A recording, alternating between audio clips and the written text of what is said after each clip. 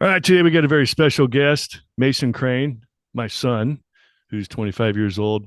So little did I realize that 10 years ago when I started this podcast for veterans, trying to help veterans and encourage them to go into entrepreneurship and introduce veterans and the veteran community to all the people, programs, and resources to help them get into entrepreneurship as an alternative to getting out of the military and going into corporate America and living in the cube farm entrepreneurship. That's what I've been doing for 10 years with this podcast. So little did I realize that this whole time since he was 15 years old, he's been watching this whole entrepreneurial thing, and it actually rubbed off on him too. So he's become an entrepreneur here in the last few years, always kind of had it in his blood, and would watch, my wife and I doing Amazon and flipping houses and all the other things we've been involved in over the years, and definitely rubbed off on him. And he's really been pushing hard to become an entrepreneur. Had several jobs, right out of high school, growing up, and so really looking forward to talking with you, Mason, about your experience and where you've come today. So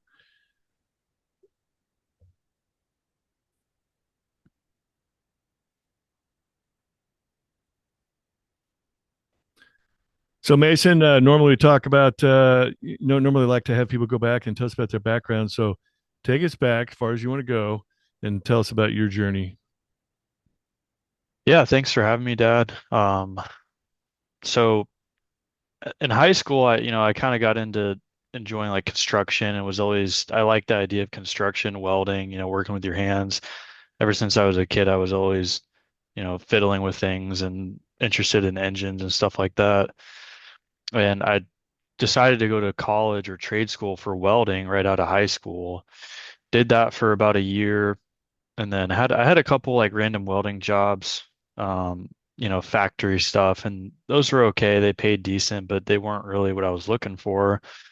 And I kind of found my way into the pipeline and was traveling welding, and that was pretty good money, and it was interesting, but it was very unstable. You would have a job for 3, 4 months, then you get laid off, and then you're, in the dark trying to find another one. So I got out of that and then got into heating and cooling work, and that was more stable, but you ran into the problem where would have work all summer long when it's hot and everyone's air conditioning is breaking down. But then wintertime would roll around and the temperatures would be cooler and more normal, and all of a sudden you don't have work for a couple months. So, Yep. and then, I mean, with the land stuff, you had interviewed Brent Bowers on your podcast and mentioned it to me, and I looked into it and I had sent some letters out, and at the time it was like right when the peak of COVID was going on, and I think a lot of people thought their land was worth way more than what it was. Yeah, everything was Um, overinflated. yeah, so I didn't get any hits on any direct mail or anything like that I was doing, so I kind of gave up on it. Um, and then fast forward to Florida, I decided to start it up again and started sending more direct mail out. I feel like I'm going way off here. We're probably gonna have to cut that. Uh, So you got to like ask me some questions or something out. yeah. So first, when you were still out in Phoenix doing HVAC, you started doing, you you went and bought a car from a guy that was a used car dealer, and he asked you, "Hey, you ever thought about flipping cars or getting in the car business?" And you took an interest to it, and he kind of took you under his wing, and you started selling used cars. Yeah, I that was like the first like entrepreneurship or business thing I did was I actually bought a car from this guy, and I actually I didn't have any money at the time, so I got a personal loan to buy this car, and was I kind of in my head was like, well, I might keep it, I might just turn around and sell it. I didn't really know. And after a week of I had it, I kind of started to look into, Facebook Marketplace, see how much that same car was selling for. I think it was a Mercedes C300, and um I figured out I could sell it for another 1,500 or 2 grand for what I got it for, and I did that, and I sold it within a couple of days, and that kind of opened my mind up, and I was like, okay, well, instead of paying off this personal loan right away, I can take the money I just got back and go buy another car. And that's what started the whole car thing. Yeah. And then, so I kept that process going and then moved up to a couple trucks that I did out there. And that was where I made a lot of money. I was off the trucks. Um, and that kind of supplemented my HVAC income because we would have a couple months where we weren't doing anything and my roommates, they were laid off or, not making any money and I was still flipping cars. Hmm. Um, so, I saved that money up and then I'd moved to Florida where you guys are and I went and got my car dealer's license so I could go to the auctions myself and actually be independent, not going through someone else in Phoenix with their license. Right. Um, and that worked pretty good. It wasn't bad, but it wasn't also great. It quickly became, it seemed like it was a lot more competitive here in Florida. Hmm. Maybe it was the area, I wasn't in a big city like Phoenix.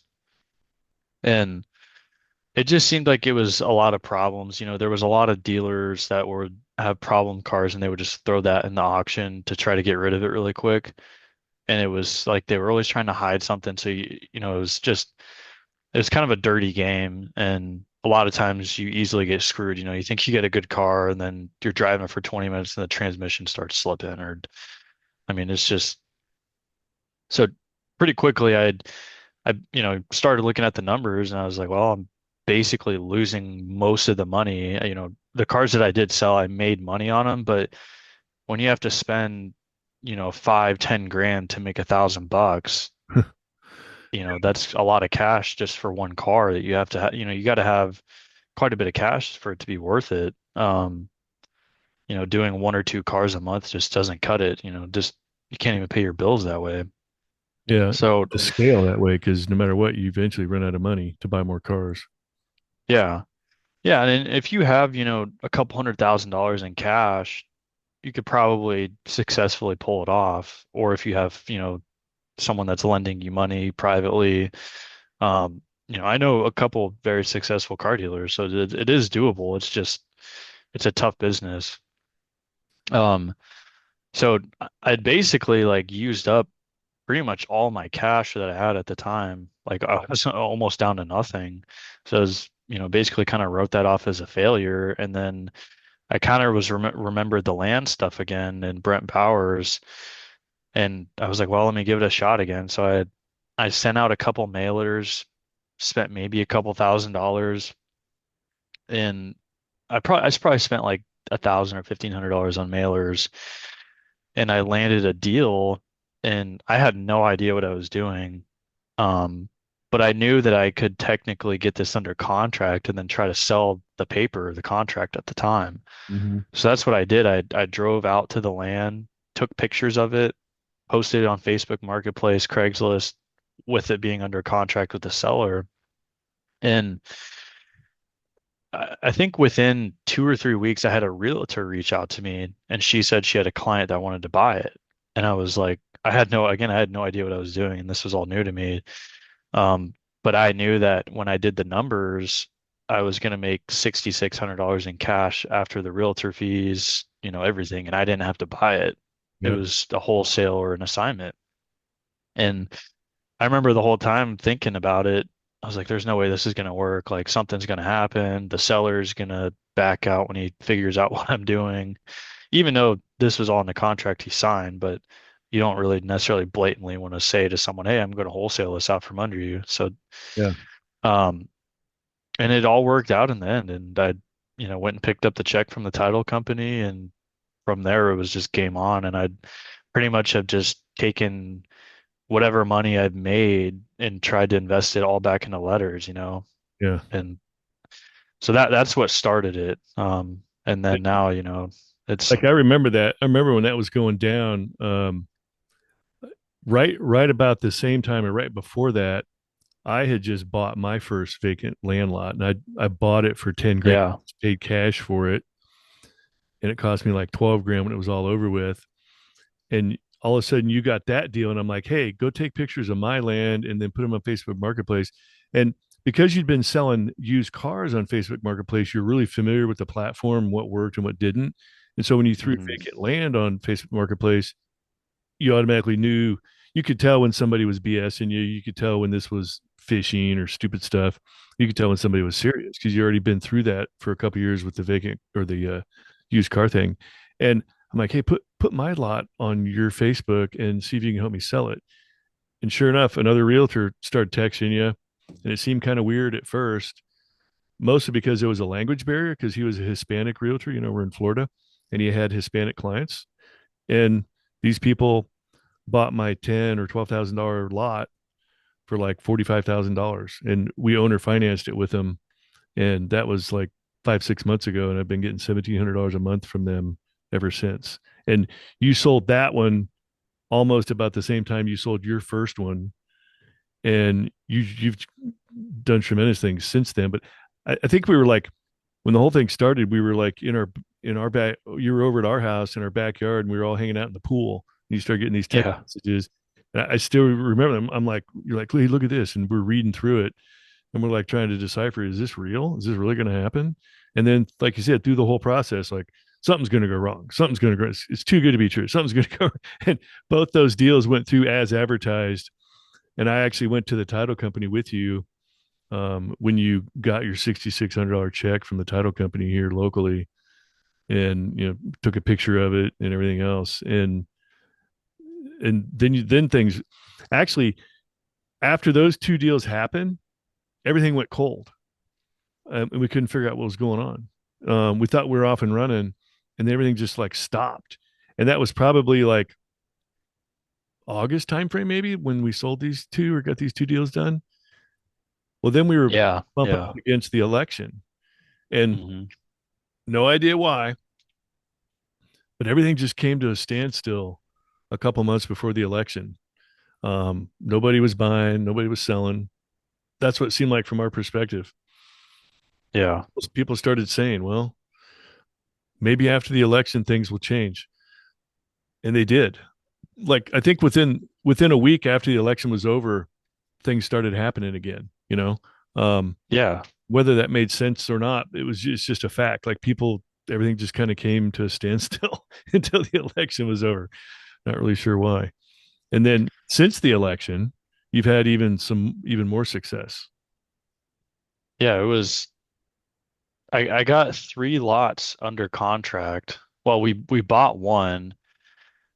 We, we bought one lot, and this was all kind of in the same area, and the lot was kind of cleared. It was a nice corner lot, and I had put signs out in that whole area saying vacant land for sale and a phone number. I'd kind of change it up, like, whatever the acreage, lot for sale, call me, need to sell land fat. Like, I'd change all of them up to different things, kind of put them all out over the place. And these are handwritten. I think that makes a difference if you handwrite them rather than having like a sign company print a bunch.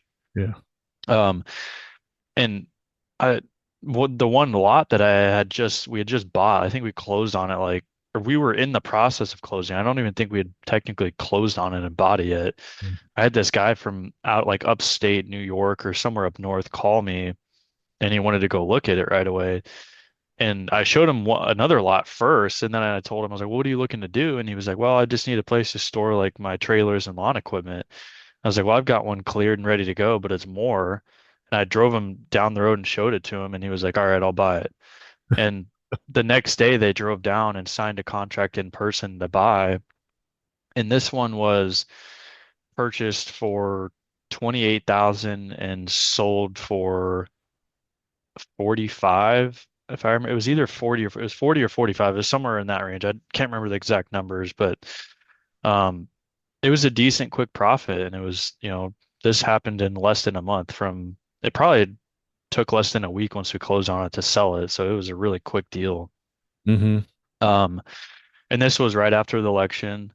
Um, I had 2 other lots that I had under contract in that same area that I wholesaled, and those were each about 8 to 12 grand profit on each one. So pretty quickly, those 3 deals was around 29, 30K in profit in like 1 month. It was like a couple week time frame. Um, and again, this was right after the election. Everything was just dead and slow for a while until after that happened. Um, and then pretty quickly, with that, I got the confidence to keep going and started sending more mail. Um, I had a deal land in my lap that was an interesting one. It was a bank lien on a piece of property, and I was able to kind of, I guess, take control of the situation because no one really knew like what was going on, and I was able to bring everyone together and solve it, which is really what you get paid to do with these wholesale deals is you have someone that owns a piece of land, they don't know anything about selling or dealing with it, and you do, and you're good at it. You can bring a seller and a buyer together, connect them, and you get a wholesale fee. And that was my best deal yet. And it was also probably the easiest one because I was dealing with the bank that owned it. Yeah. So, The interesting thing about that one was most people, if they had been called by that owner and he explained the situation to him, most people would have been like, "Yeah, I'm going to go on to something easier," because yeah, like he thought he had been foreclosed on and wasn't paying on it for several years, and the bank that he got the loan through for the piece of land had gone out of business, but then another bank bought it, and then that bank went out of business, and then another bank bought it, and there was this whole string of craziness there. And somehow you eventually made just making phone calls, you got into the bank and got to talking with the gal who was in charge of disposition of this piece of property. That was her job. And you got permission from the owner for you to talk to them, and they talked to you, and you got it worked out, and it turned out they just had a lien on it. um and like the total lien was like 90 grand, but you found out right away like, well, it's really only 45,000. That's all late fees and interest charges and everything, but we'll waive all that if you can sell this piece of land. You said, hey, if I sell this thing, what will you give me for it? Oh, we'll drop the lien down to 45. Just like with one phone conversation, the price went from 90 to 45, was cut in half. And then yeah, that made it, and then you threw it on Facebook, and you were just pulverized by thousands of people interested in it, and you realize you had something that was worth more than you initially thought it was. And ultimately, so you got it for yeah, 5 and you sold that one for how much was it? 105. 105. Yeah. Basically netted like We 50. listed it for 99,000 with the land specialist realtor, and he scheduled three people or four people to show up like on the same Saturday to look at it. Brilliant. And I guess they got into like a bidding war, kind of like, oh, you're putting in a cash offer. Well, we really want this sort of thing. And so all of those people came back and put in a cash offer. One of them was, the asking price. One of them was like 10 grand less than asking, and then one was 6 grand over, so 105. We had it listed for 99. Um, and they were cash and closed like within a week. I mean, I think once everyone signed the documents, we actually closed like the same day. Like they were that quick with the wire, and like they wanted it bad. Yeah. And this was kind of one of those like very special deals that probably only will happen like maybe once or twice a year. But it, again, it's one of those things, I was just sending the mail. I was in the position to be able to handle a transaction like that and had the land specialist realtor. I had relationships with the investor friendly title company that can do a dual HUD. So it's kind of a build up to get to that point, but anyone can do it. It's not hard, you just have to keep sending the mail out and put yourself in the position to be able to solve those problems and take care of those transactions. Yeah. And it's about, you hear about this all the time. Like if you're listening to this episode, you're like, oh, I want to jump in and start flipping vacant land and have that happen to me. Well, this scenario is not going to happen to you on day one. Yeah, it didn't happen to us. Really, we were kind of in and out of the land flipping game for a couple of years before we finally started to take it serious and really apply ourselves. Um, I was doing it on my own initially, and I just got in. I got inundated with too many phone calls, and my day job kept me busy, and I felt like I wasn't able to respond effectively, and I got a lot of junk and a lot of trash land, a lot of proverbial swampland in Florida. And so I kind of stopped spending the money on the letters and gave it up for a little while. And then you came along, and we kind of teamed up a little bit and um, started working together on it. And then you finally took the bull by the horns and ran with it. and really motivated me to get back into it myself. So, and I think there was a little bit of lull as we were coming out of post COVID and interest rates started rising and the real estate market in general slowed down. But um, now you're off and running, especially this last deal that you just did. So the whole thing about you have to be in the arena. You got to be in the. You got to figure out how to get yourself into the fight. And once you're in there, you stay in there. And then when opportunities come along, you can act on them. But if you're sitting on the sidelines or you're consumed in your job and you're not doing the daily activities required to be in whatever business you choose to be in, you're not going to get those opportunities to come along in the first place.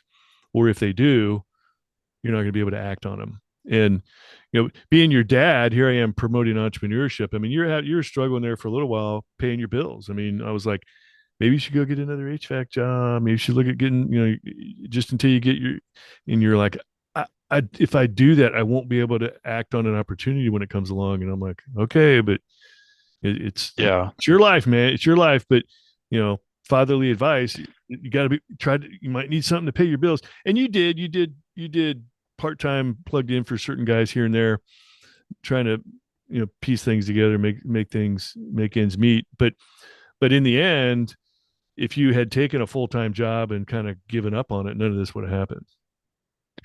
Yeah. And I mean, I was looking and applying for land investor jobs working for someone else. And I got interviewed by a couple of them and they all turned me down probably because I was already doing it on my own and maybe they didn't like the whole they could probably tell I wasn't the employee type. Yeah. And yeah, I think like everyone was telling me, go get a job, so you can pay your bills. And I held out till the last second, really. And I mean, thank God it worked. I mean, I got really lucky, honestly, probably. But yeah, if I was to go get a full-time job, I wouldn't be able to look at any of the leads that come in hardly. I can't just decide, okay, I'm going to make a phone call to a seller.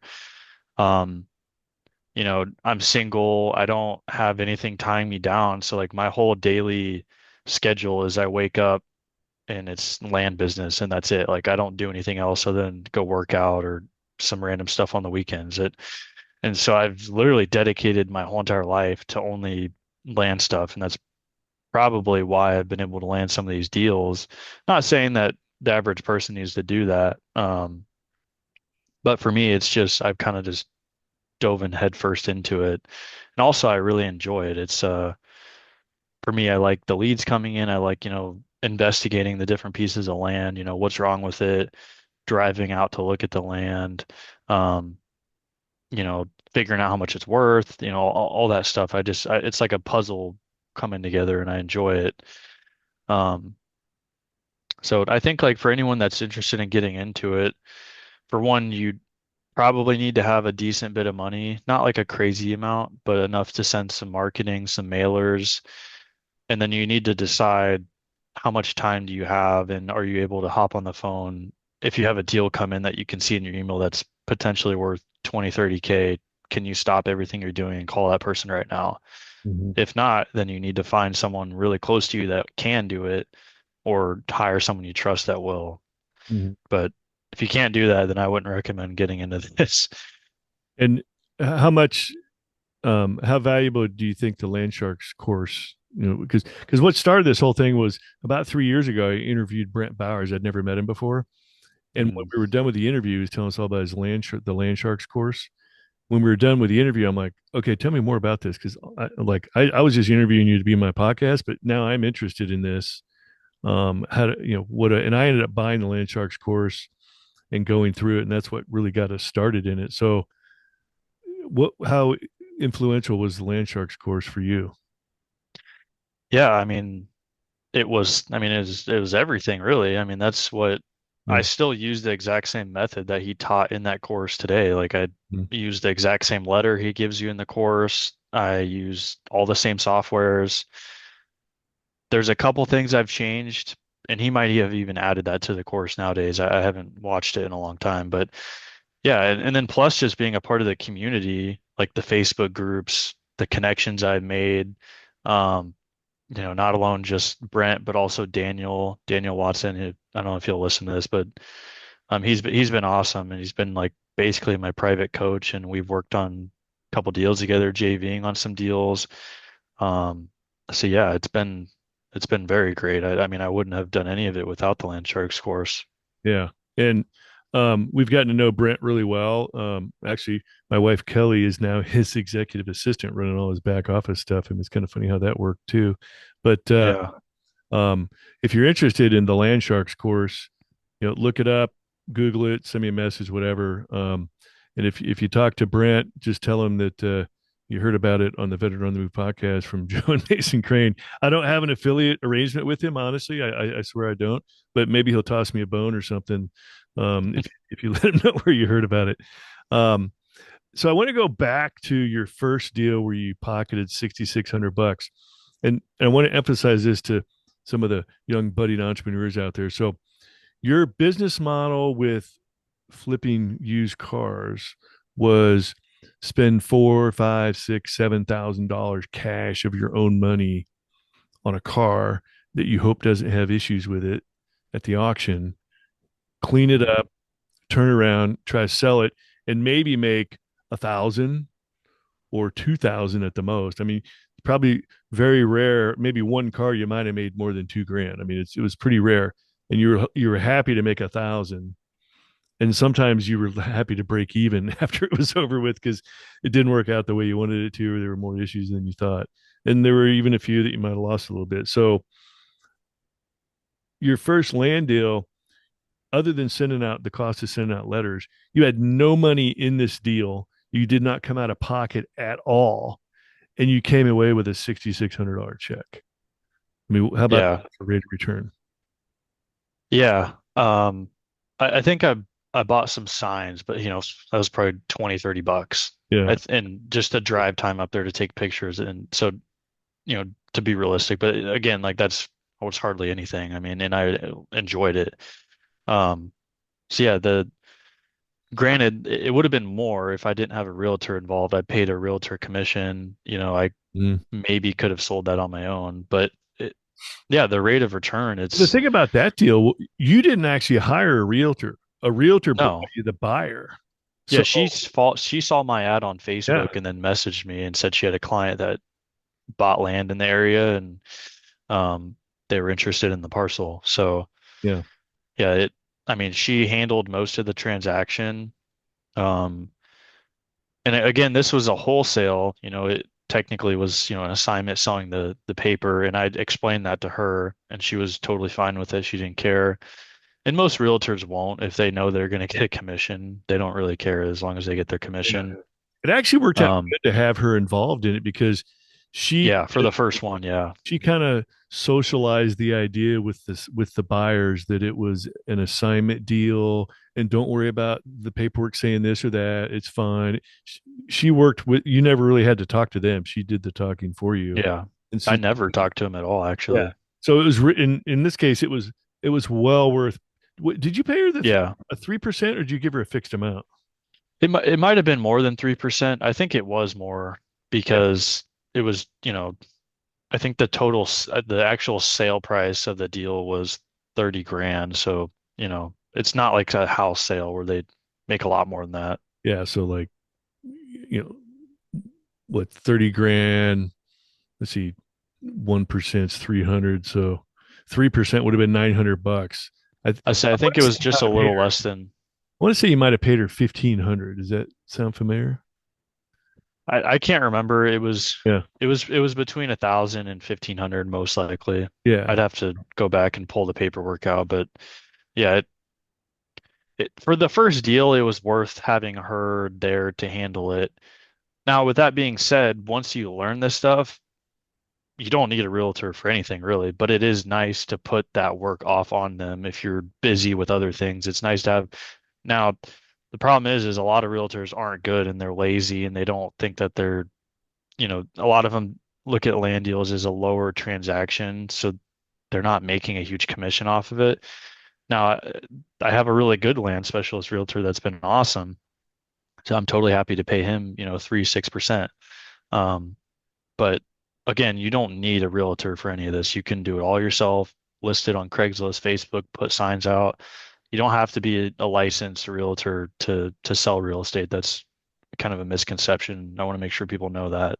Um, again, they are helpful, but they're not needed.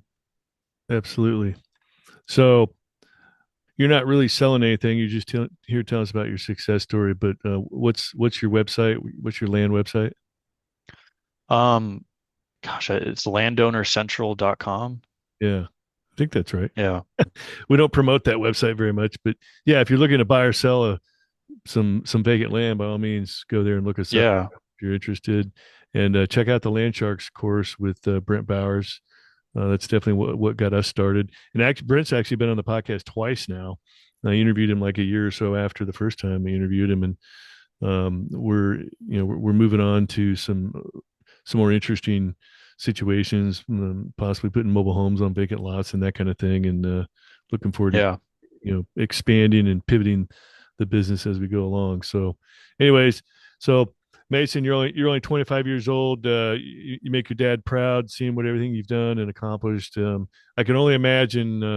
I was doing a world of different things when I was in the Marine Corps at 25 years old, but I can only imagine if I was where you were at 25 years old in the world of entrepreneurship, and look forward to seeing you grow and expand and what you're going to be, what you're going to amount to in the future. And just what a great uh, entrepreneurial opportunity you have laying ahead of you.